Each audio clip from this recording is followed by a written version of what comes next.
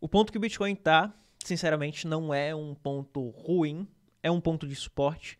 Só que, dependendo do que acontecer, as coisas podem ficar bem ruins, porque a região que o Bitcoin está é uma região bem delicada.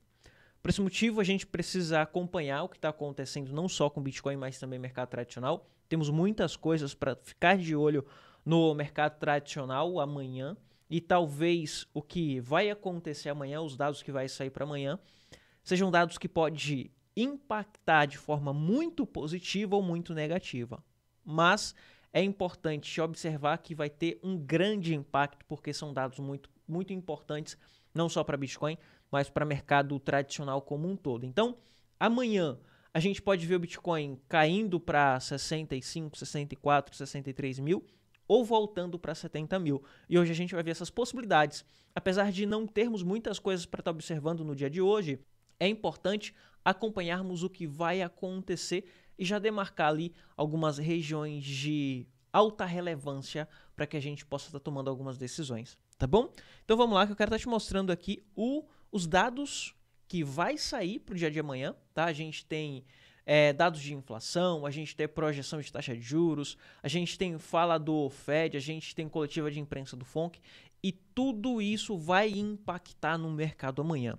Todos esses dados aqui vai ser impactado no preço não só do Bitcoin, que, como eu falei, não está em uma região ruim, é uma região de suporte, como tocou várias vezes no passado, só que é uma região bem delicada. Por quê?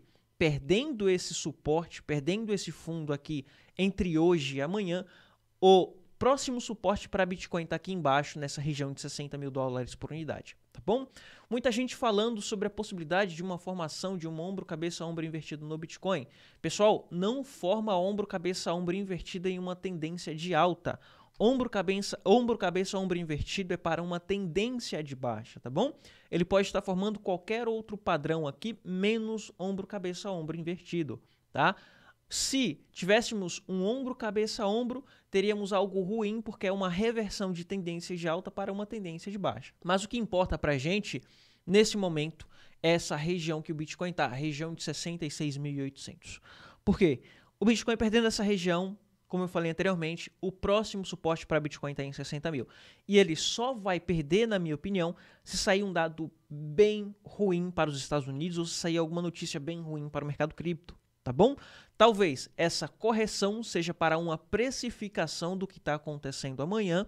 Então, não acredito que saindo dados positivos ele vai cair mais, tá? Ele pode sim dar uma olhada para tirar todo mundo nas duas pontas, mas saindo dados positivos ele pode recuperar toda essa perda de hoje, tá bom? Mas, vindo dados muito negativos, é como eu falei, a gente pode ter queda aqui até essa região de 60 mil, onde vai ser a próxima região de suporte.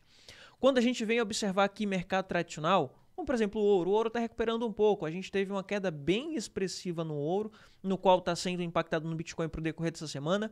A gente tem uma valorização bem expressiva no dólar, onde a gente passa a observar de outra forma. Antes eu estava observando aqui uma formação de topos de fundos descendente no dólar para uma possibilidade de formação de tendência de baixa, só que ele não confirmou. Eu estou observando aqui agora esse canal onde existe a possibilidade do dólar vir subindo e tentar tocar aqui em cima de novo, tá, pessoal? Então a gente vai ficar de olho aí nessa nova formação aqui para dólar, porque vai impactar diretamente nos mercados, tá bom? Quando a gente vem para mercado tradicional, como por exemplo o índice Dow Jones, o que está acontecendo com o índice Dow Jones? Eu observo que não temos tantas coisas positivas aqui no índice Dow Jones, porque a gente teve uma valorização bem interessante, possibilidade de formação de um pivô de alta, só que não foi o que aconteceu. Olha só, ele veio, ultrapassou essa alta máxima histórica anterior, só que logo depois ele voltou com tudo. Ou seja, ele formou um bull trap, uma armadilha de touro. Quando a gente diminui o gráfico, olha o que a gente está tendo aqui, olha a formação que a gente pode estar vendo. Possibilidade de topos e fundos descendentes ou a formação de uma estrutura de baixa para vir buscar essa região aqui em 36.800 pontos. Então, tem algumas coisas negativas que estão acontecendo no mercado que só podem ser revertidas com os dados que vai sair para os Estados Unidos amanhã. Só dados positivos pode trazer uma inversão de todas essas informações negativas aqui que estamos vendo no gráfico. Porque Se tivermos dados positivos, a gente pode ter uma euforia voltando para o mercado de renda variável, e dinheiro sendo migrado de renda fixa para mercado de renda variável, mercado de alto risco. Então é importante a gente observar com muita cautela os dados de amanhã, porque a gente vai ter muito impacto aqui, tá bom? Quando a gente volta aqui para Bitcoin e observa regiões que o Bitcoin está nesse momento, como por exemplo a possibilidade de uma lateralização no Bitcoin, isso só vai confirmar a partir de amanhã com o fechamento, tá, pessoal? A gente tem a possibilidade aqui de uma projeção após o rompimento, obviamente, desse padrão, de Bitcoin lá em cima de 80 mil. Então, não está tão ruim.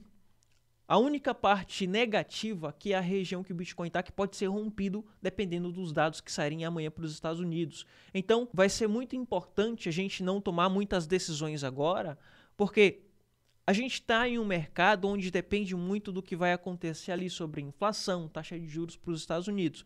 Uma coisa importante que eu venho observando é que Canadá, Banco Central do Canadá, Banco Central da Europa, está começando a diminuir as taxas de juros. Os Estados Unidos vai começar a ser pressionado para isso também.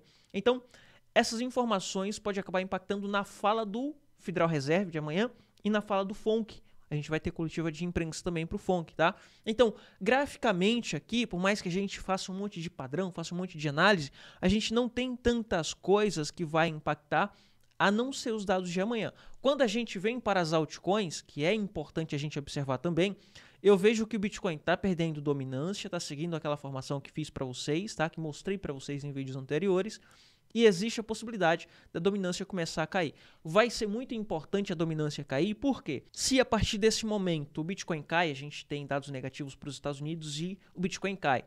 Se o Bitcoin está ganhando dominância, as altcoins vai apanhar do mercado, as altcoins vai cair muito. Mas, se a gente tem perda de dominância, por mais que o Bitcoin volte para 60 mil, caindo 9%, a gente não vai ter altcoin caindo 30%, a gente vai ter altcoin caindo 5%, 6%, tá bom? Então é importante a observação da dominância, e eu observo que a dominância está começando a voltar e respeitando esse topo mais baixo, com possibilidade de uma formação de um fundo mais baixo aqui. Quando a gente vem para altcoin como Ethereum, como tinha marcado para vocês e falado para vocês em vídeos anteriores, pessoal, existia a possibilidade dessa correção em Ethereum e pode corrigir até um pouco mais, tá? Eu tenho uma posição no Ethereum, vou segurar por mais um tempo, tá bom? Mas acredito que o Ethereum pode voltar um pouco aqui até essa região de 3.390, 3.330 mais ou menos, que é uma região entre 50% de FIBO, entre 50% e 61% de FIBO, para possivelmente formar uma estrutura de alta para continuar subindo só lá para o mês de julho.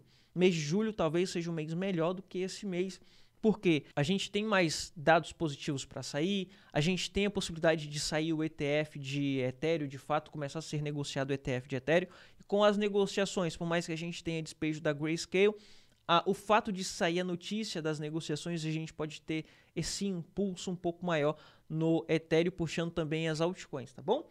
Para Ethereum é isso, tá? Muito cuidado aí nesse momento, porque o Ethereum pode cair um pouco mais, pode corrigir um pouco mais até essas regiões de 3.300, tá bom? Vou segurar meu trade em Ethereum por mais um tempo. Tô com preço médio bem legal, tô com preço médio aqui em $3.000 por unidade, mas eu vou ficar de olho e ter muita cautela, obviamente. Temos o DOT, que nesse momento está em uma região de risco também, assim como o Bitcoin, e tudo vai depender do que vai acontecer amanhã, entre hoje e amanhã, tá bom? Se o DOT perder essa região de suporte aqui de $6, 6,33, a coisa pode ficar um pouquinho feia, tá? Próximo suporte para DOT pode estar aqui embaixo, nessa região de 5,60. Então, o DOT pode vir de novo e tocar aqui nessa região de 5,60, 5,70. Se você está com um trade muito alavancado no DOT, muito cuidado, porque o DOT, nesse momento, ele vai ficar um pouco volátil, por mais que ele está segurando nesse suporte. Se ele perder, não tem jeito, tá, pessoal? Ele pode cair aqui por aproximadamente de 8% a 9% aí nos próximos dias, dependendo do que acontecer ali com o Bitcoin, tá bom?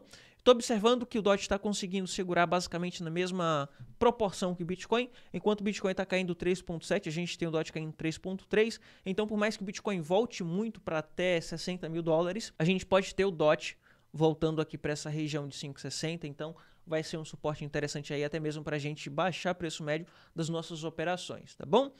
Para DOT é isso. A gente tem FTM dando oportunidade para quem tem interesse em ter uma altcoin em carteira. O FTM, acredito que tem muito potencial que chega ali aproximadamente 2.000%, tá?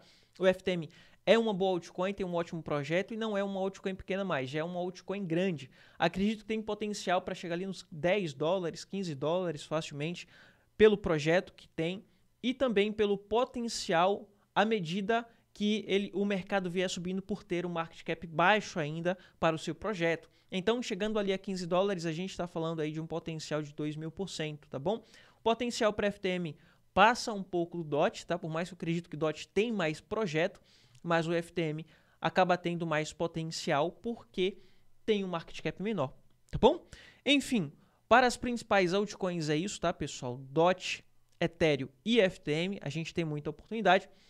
E também oportunidade no VET. O VET está em uma construção de bandeira aqui bem legal, tá? Eu estou de olho aqui no VET e, obviamente, a gente vai fazer qualquer coisa que seja à medida que o mercado vier confirmando. Não adianta o Bitcoin perder lá 66 mil e você vier comprar VET observando só uma bandeira, porque independente da formação, o VET vai cair também, vai cair junto com o Bitcoin. Então é importante o Bitcoin ter aquelas confirmações lá, voltar para 67, 68, 70 mil dólares, aí ele vai de fato confirmar aqui essa bandeira e projeção para VET lá em cima em 28 centavos de dólar, que é a alta máxima histórica e pode facilmente ultrapassar essa alta máxima histórica, entregando aí um potencial de mais de 1000% de valorização para a gente no médio prazo, tá bom? Enfim, por hoje é só, tá, pessoal? A gente não tem tantas coisas para estar observando, a gente não consegue estar fazendo tantas análises, porque tudo vai depender dos dados que vai sair para o mercado amanhã. E amanhã eu estou de volta para estar passando aqui o que aconteceu com os dados e a possibilidade das próximas valorizações ou depreciação aí para o mercado cripto principalmente, tá bom? Vou ficando por aqui, te vejo no próximo vídeo. Fui.